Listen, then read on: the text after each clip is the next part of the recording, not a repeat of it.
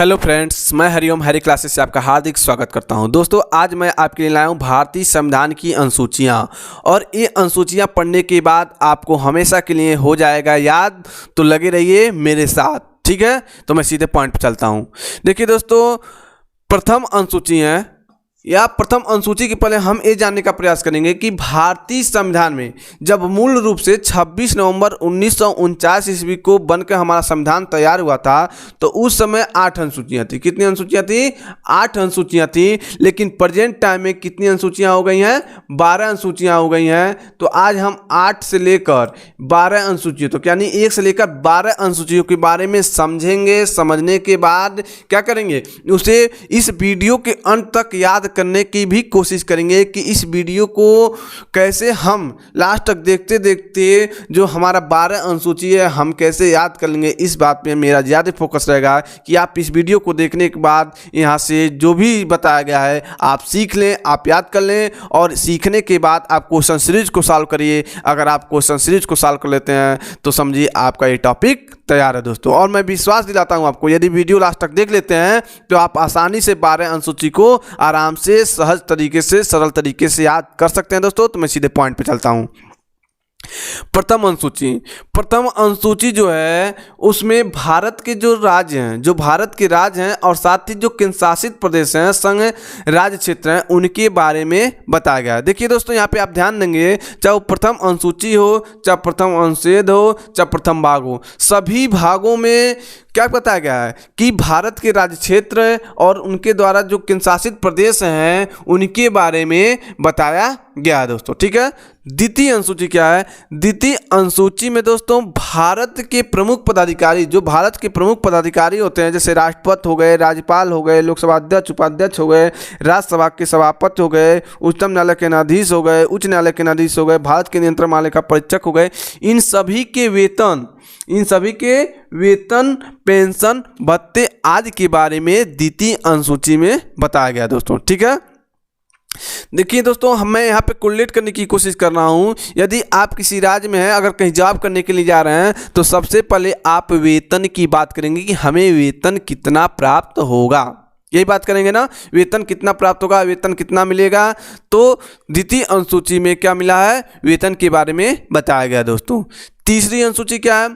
तीसरी अनुसूची में क्या बताया गया? जो संसद के सदस्य हैं, उच्च न्यायालय के न्यायाधीश हैं, राज्य विधानमंडल के सदस्य हैं, उन सभी के शपथ के बारे में बताया गया दोस्तों। शपथ प्रतिज्ञान के बारे में तृतीय अनुसूची में उल्लेख किया गया है। लेकिन ध्यान देंगे यहाँ पे, यदि राष्ट्रपति पूछता है, उपराष्ट्रपति पूछता है और राज्यपाल पूछता है, तो आप तृतीय अनुसूची को ट्रिक नहीं करेंगे, क्योंकि दोस्तों देखिए, अनुच्छेद 60 के तहत आप अनुच्छेद को मैं ऐसे सहज तरीके से पढ़ाऊंगा जिसे आप अनुच्छेद आसानी से याद कर लेंगे। बस आप यहाँ पर समझिए, अनुच्छेद 60 के तहत, अनुच्छेद 69 के तहत और अनुच्छेद 159 के तहत, कितना? अनुच्छेद 159 के तहत। तो अनुच्छेद 60 के तहत राष्ट्रपति शपथ ग्रहण करता है, अनुच्छेद 69 के तहत उपराष्ट्रपति शपथ ग्रहण करता है, और अनुच्छेद 159 के तहत राज्यपाल शपथ ग्रहण करता है। इन तीनों को आप याद रखेंगे। इनके अलावा यदि कोई पूछता है शपथ ग्रहण के बारे में, तो आप अनुसूची 3 को, यानी तीसरी अनुसूची को ट्रिक करेंगे दोस्तों, ठीक है। चौथी अनुसूची में हम चलते हैं दोस्तों। देखिए, भारत के जो सभी राज्य हैं, जो भारत के सभी राज्य हैं, और 2 संघ राज्य क्षेत्र हैं, जो दिल्ली है और पांडिचेरी है। पांडिचेरी का नाम बदल के पुडुचेरी रख दिया गया है। तो भारत के जो क्या हैं राज्य हैं, और राज्य के साथ साथ जो केंद्र शासित प्रदेश हैं, जिसमें दिल्ली और पांडिचेरी की राज्यसभा के प्रतिनिधित्व के बारे में उल्लेख किया गया है। तो आप यहाँ पे ध्यान देंगे कि यदि पूछता है कि राज्यसभा में केवल क्या, राज्यसभा में केवल राज्यों से ही प्रतिनिधित्व होता है, तो नहीं। आप ध्यान देंगे कि राज्यों के साथ साथ जो केंद्र शासित प्रदेश है, दिल्ली और पुडुचेरी, वहाँ से भी राज्यसभा में प्रतिनिधित्व होता है। लेकिन आपके एग्जाम में क्वेश्चन यही बनता है अक्सर कि संघ राज्य क्षेत्र या राज्य क्षेत्र में राज्यसभा में प्रतिनिधित्व का उल्लेख किस अनुसूची में किया गया है? तो चौथी अनुसूची में किया गया है दोस्तों। और दोस्तों ये देख लीजिए, प्रथम अनुसूची में क्वेश्चन बनता है कि किसी भी राज्य में या किसी भी केंद्रशासित प्रदेश में यदि सीमा में परिवर्तन होता है या उसके राज्य में परिवर्तन होता है तो किस अनुसूची में परिवर्तन किया जाएगा? तो प्रथम अनुसूची में दोस्तों बदलाव होगा। इसे आप ध्यान में रखेंगे दोस्तों, ठीक है। मैं 5वीं अनुसूची पे चलता हूँ। देखिए दोस्तों, 5वीं जो अनुसूची है, अनुसूचित जो जनजाति हैं, अनुसूचित जाति हैं, उनके क्षेत्रों के प्रशासन एवं नियंत्रण के बारे में दिया गया दोस्तों। तो 5वीं अनुसूची और 6वीं अनुसूची को आप याद रखने की कोशिश करेंगे कि 5वीं अनुसूची में क्या बताया गया है। इसमें अनुसूचित क्षेत्रों और अनुसूचित जनजातियों के प्रशासन और नियंत्रण के बारे में दिया गया, यानी भारत में पूरे जहां भी अनुसूचित जाति हैं, अनुसूचित जनजाति हैं, उनके क्षेत्रों और प्रशासन एवं नियंत्रण के बारे में दिया गया है। इसे आप याद रखेंगे दोस्तों। देखिए दोस्तों, मैं एक ट्रिक बताने का प्रयास कर रहा हूँ। यहाँ पे 5वीं अनुसूचियाँ हैं, तो 5वीं अनुसूची जानते हैं कि मेरा जो हाथ है उसमें भी 5 उंगलियां होती हैं, जानते हैं सबके हाथ में 5 उंगलियां होती हैं। तो पांचों, यानी जो भी जानता है सभी को बराबर करने के लिए 5 को क्या करना चाहिए? एक मुट्ठे में, माने सबको एक साथ रखने के लिए ये नियम कानून बनाया गया है कि अनुसूचित जनजातियों क्षेत्रों के प्रशासन एवं नियंत्रण के बारे में क्या किया गया? उल्लेख किया गया है, जिससे वो अपने जीवन का पूर्णतः विकास कर सके दोस्तों। मैं यहाँ पे मेरे कहने का सेंस है कि मैं यहाँ पे आपको कोरिलेट करने की कोशिश कर रहा हूँ, जिससे आप लंबे समय तक इसे याद रख सकें दोस्तों, ठीक है। 6वीं अनुसूची में क्या है? तो 6वीं अनुसूची में जो स्पेशल जो जनजाति हैं वो 4 राज्य, स्पेशल 4 राज्य के बारे में बताया गया है, यानी उसका उल्लेख किया गया है। ये 4 राज्य कौन कौन है देख लीजिए। असम, मेघालय, त्रिपुरा, मिजोरम। क्या है? असम, मेघालय, त्रिपुरा, मिजोरम के जनजाति हैं, उनके प्रशासन एवं नियंत्रण के बारे में उल्लेख किया गया है दोस्तों। तो यहाँ पे आप आसानी से याद कर सकते हैं इसको। एम टीएम क्या याद कर सकते हैं? एम टीएम, यानी असम, मेघालय, एम और टीएम से त्रिपुरा, मिजोरम। ऐसे आप 1-2 बार लिखिए और 1-2 बार लिखने के बाद उसे याद करिए, आपको आसानी से याद हो जाएगा। M TM, M TM. तो असम से ए, मेघालय से एम, त्रिपुरा से टी, आयम से मिजोरम। इस प्रकार आप आसानी से याद कर सकते हैं दोस्तों, ठीक है। हम 7वीं अनुसूची हम चलते हैं। देखिए दोस्तों, 7वीं अनुसूची में क्या दिया गया है? संघ सूची और राज्य सूची और समवर्ती सूची के बारे में बताया गया दोस्तों। तो देखिए 100 से 7 और 100 से सूची, यानी 7वीं अनुसूची में सूची के बारे में बताया गया है और इन सूचियों के अंदर 3 भागों में विभाजित किया गया है। एक संघ सूची है, एक राज्य सूची है और एक समवर्ती सूची है दोस्तों। तो संघ सूची, राज्य सूची, समवर्ती सूची। कभी कभी दोस्तों एग्जाम में पूछ लेता है कि इन सूचियों में कितने विषय हैं, कितने विषय हैं। तो आप समझ लीजिए यहाँ पे कि जो संघ सूची है, पहले इसमें 97 विषय थे दोस्तों। कितने थे? 97 विषय थे, लेकिन अब इसमें 100 हो गए हैं, ठीक है दोस्तों। इस प्रकार अगर एग्जाम में कहीं क्वेश्चन बनता है तो आप इसे आसानी से सॉल्व कर सकते हैं दोस्तों, ठीक है। तो सीधे मैं पॉइंट पे चलता हूँ। ये विषय का बात है, इसे अगर मैं यहाँ पे बताता हूँ तो वीडियो अधिक लंबा हो जाएगा। तो वीडियो लंबा ना हो तो पहले हम अनुसूचियों को याद रखने की कोशिश करेंगे कि किस अनुसूची में कौन सी बात रखा गया, क्योंकि कभी कभी क्वेश्चन हमेशा यहीं से बन जाता है कि किस अनुसूची में कौन सा विषय का उल्लेख किया गया दोस्तों। 8वीं अनुसूची। 8वीं अनुसूची में दोस्तों देखिए, जब मूल रूप से हमारा संविधान बना था तो उस समय 14 भाषाओं का उल्लेख किया गया था। तो 8वीं अनुसूची में आप यही ध्यान रखिए कि इसमें भाषाओं का उल्लेख किया गया है। तो जब हमारा संविधान बना था तो उस समय 14 भाषाओं का उल्लेख किया गया था, लेकिन धीरे धीरे उसमें संशोधन हुआ और प्रेजेंट टाइम में हमारे संविधान में 22 भाषाओं का उल्लेख किया गया है दोस्तों। कितने भाषाओं का उल्लेख किया गया है? 22 भाषाओं का उल्लेख किया गया है दोस्तों, ठीक है। तो फिर इन 8 अनुसूचियों को हम रिवीजन करते हैं दोस्तों। पहला देखिए कि प्रथम में क्या बताया गया है? भारत के राज्य क्षेत्र एवं संघ राज्य क्षेत्र के बारे में बताया गया है। द्वितीय अनुसूची में क्या बताया गया है कि भारत के जो प्रमुख पदाधिकारी हैं उनके वेतन, पेंशन, भत्ते के बारे में बताया गया है। तृतीय अनुसूची में क्या बताया गया है? तृतीय अनुसूची में जो भी पदाधिकारी हैं उनके क्या शपथ और प्रारूप के बारे में बताया गया। लेकिन आप ध्यान रखेंगे कि अनुच्छेद 60 के तहत राष्ट्रपति, अनुच्छेद 69 के तहत उपराष्ट्रपति और अनुच्छेद 159 के तहत राज्यपाल शपथ ग्रहण करते हैं, अनुसूची 3 के तहत नहीं, ठीक है दोस्तों। चौथी अनुसूची में क्या बताया गया है, भारत के सभी राज्य तथा 2 संघराज्य क्षेत्र जो राज्यसभा के प्रतिनिधित्व करते हैं उनके बारे में बताया गया है। तो कौन से संघराज्य क्षेत्र हैं, तो दिल्ली और पुडुचेरी। ठीक है। 5वीं अनुसूची में अनुसूचित जनजातियों के और उनके क्षेत्रों के प्रशासन एवं नियंत्रण के बारे में उल्लेख किया गया है दोस्तों। ठीक है।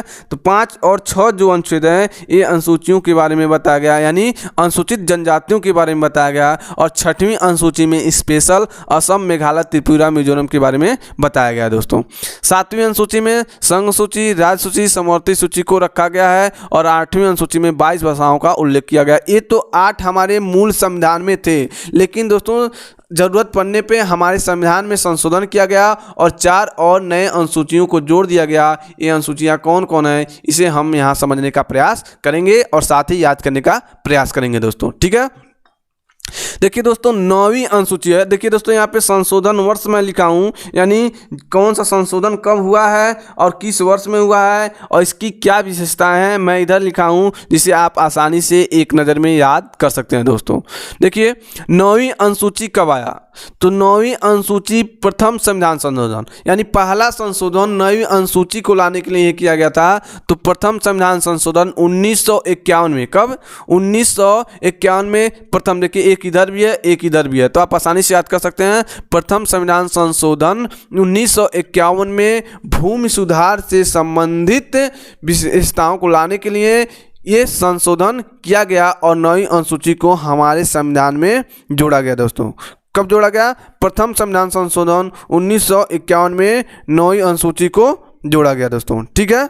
इसे आप आसानी से याद कर सकते हैं। और इसमें क्या दिया गया है, इस अनुसूची में क्या किया गया है, जो भी सम्मिलित विषय हैं उसे न्यायालय में चुनौती नहीं दी जा सकती, ऐसे मूल संविधान में व्यवस्था किया गया था। लेकिन प्रेजेंट टाइम में इसे क्या कर दिया गया, बदल दिया गया है, क्योंकि इसमें 284 अधिनियम आ गए। कितने, 284 अधिनियम आ गए। तो न्यायालय ने ये फैसला सुनाया कि ज़रूरत पड़ने पे इसमें संविधान में क्या किया जा सकता है, संशोधन किया जा सकता है, परिवर्तन किया जा सकता है, लेकिन मूल संविधान में ऐसी व्यवस्था नहीं थी दोस्तों। ठीक है।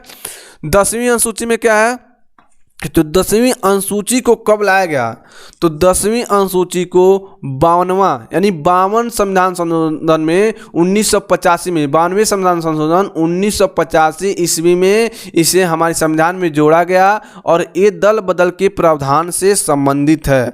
दल बदल का मतलब है कि अगर आप चुनाव लड़ने के पहले ही दल को बदल में, यानी दल बदलना है तो बदल लीजिए, चुनाव जीतने के बाद आप दल बदल नहीं कर सकते। इसी से रुकावट से संबंधित प्रावधान किया गया है कि दल बदल करना है तो आप चुनाव के पहले ही कर लीजिए, इसी से संबंधित ये प्रावधान है। और 52वें संविधान संशोधन 1985 ईस्वी में 10वें संविधान संशोधन को यानी 10वीं अनुसूची को जोड़ा गया दोस्तों। ठीक है।